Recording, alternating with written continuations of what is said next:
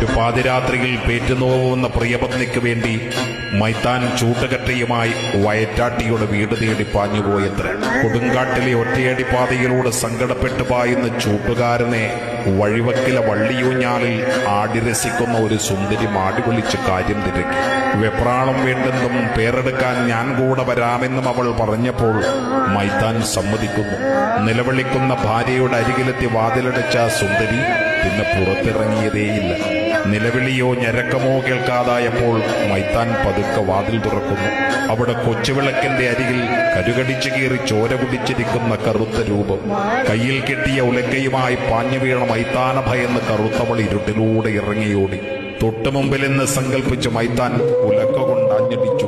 കാട് മുഴുവൻ മുഴങ്ങുന്ന ഒരു ഭീകരമായ നിലവിളി അവിടെ ഉയർന്നു. നടുതല്ലി ഉടച്ചതുകൊണ്ടാണത്രേ കരിഞ്ചാമുണ്ടി തെയ്യം തറയിൽ ഇഴയുന്ന രംഗത്തെ അനുസ്മരിപ്പിച്ചുകൊണ്ട് കളിയാട്ട ചടങ്ങുകളിൽ നിറഞ്ഞു നിൽക്കുന്നത്.